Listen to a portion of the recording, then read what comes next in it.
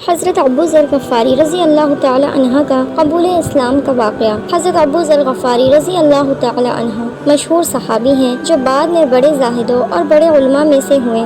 حضرت علی رضی اللہ تعالی عنہ کا ارشاد ہے کہ ابو ذر رضی اللہ تعالی عنہ ایسے علم کو حاصل کیے ہوئے ہیں جس سے لوگ عاجز ہیں، مگر انہوں نے اس کو محفوظ کر رکھا ہے۔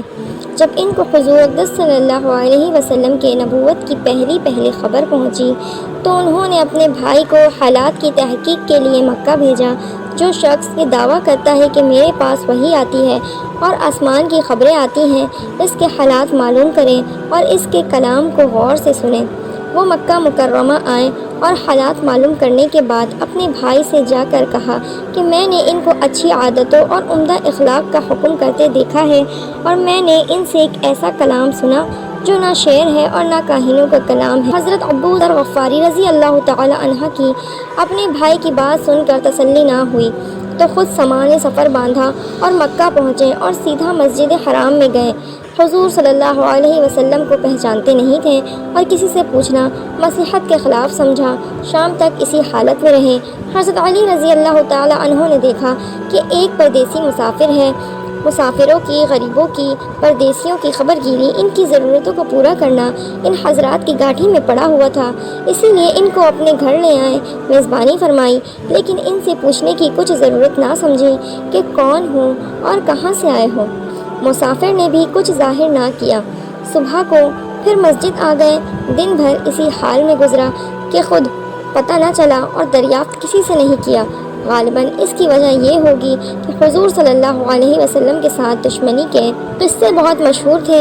آپ صلی اللہ علیہ وسلم کو اور آپ کے ملنے والوں کو ہر طرح کی تکلیفیں دی جاتی ہیں۔ دوسرے دن شام کو بھی حضرت علی رضی اللہ تعالی عنہ کو خیال آیا کہ پردیسی مسافر ہے، بظاہر جس غرض کے لیے آیا ہے وہ پوری نہیں ہوئی، اس لیے پھر گھر لے گئے اور رات کو کھلایا، پھر سلا دیا، مگر پوچھنے کی اس رات کو نوبت نہ آئی۔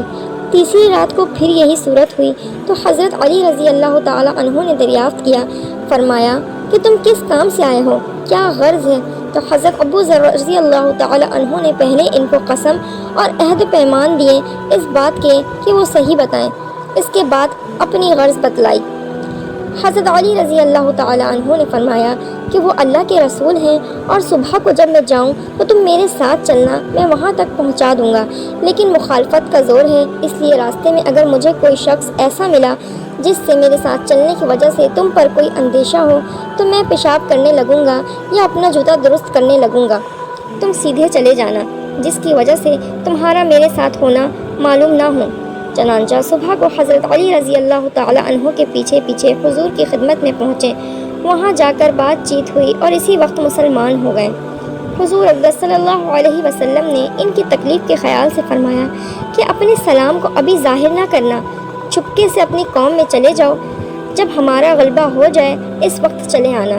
انہوں نے عرض کیا، یا رسول اللہ صلی اللہ علیہ وسلم، اس ذات کی قسم جس کے قبضے میں میری جان ہے، اس کلمہ توحید کو ان بے معنوں کے بیچ چلا کے پڑھوں گا۔ چنانچہ اسی وقت مسجد حرام میں تشریف لے گئے اور بلند آواز میں کلمہ بلند کیا۔ ان کی اس آواز کو سن کر چاروں طرف لوگ اٹھے اور اس قدر مارا کہ آپ مرنے کے قریب ہو گئے۔ حضور صلی اللہ علیہ وسلم کے چچا حضرت عباس رضی اللہ تعالی عنہ، جو اس وقت تک مسلمان بھی نہیں ہوئے تھے، ان کے اوپر بچانے کے لیے لیٹ گئے اور لوگوں سے کہا کہ یہ کیا ظلم کرتے ہو، یہ شخص قبیلہ غفار کا ہے اور یہ قبیلہ ملک شام کے راستے میں پڑتا ہے، تمہاری تجارت وغیرہ سب ملک شام کے ساتھ ہے، اگر یہ مر گیا تو شام کے لوگوں کا آنا جانا بند ہو جائے گا۔ اس پر ان لوگوں کو بھی خیال ہوا کہ ملک شام سے ساری ضرورتیں پوری ہوتی ہیں، وہاں کا راستہ بند ہو جانا مصیبت ہے، اس لیے ان کو چھوڑ دیا۔ دوسرے دن پھر اسی طرح انہوں نے جا کر بلند آواز میں کلمہ پڑھا اور لوگ اس کلمے کے سننے کی تاب نہ لا سکیں، اس لیے ان پر ٹوٹ پڑے۔ دوسرے دن پھر حضرت عباس رضی اللہ تعالی عنہ نے اسی طرح ان کو سمجھا کر ہٹایا کہ تمہاری تجارت کا راستہ بند ہو جائے گا۔ تو دوستو، یہ تھا حضرت ابو ذر غفاری رضی اللہ تعالی عنہ کے اسلام قبول کرنے کا واقعہ۔ حاصل، حضور صلی اللہ علیہ وسلم کے ارشاد کے باوجود اپنے سلام کو چھپاؤ۔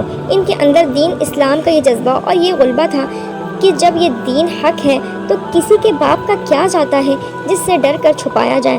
اور حضور صلی اللہ علیہ وسلم کا منع فرمانا شفقت کی وجہ سے تھا کہ کہیں آپ کو کسی قسم کی تکلیف کا سامنا نہ کرنا پڑے، ورنہ حضور صلی اللہ علیہ وسلم کے خلاف جانا صحابہ رضی اللہ تعالی عنہ کی یہ مجال ہی نہ تھی۔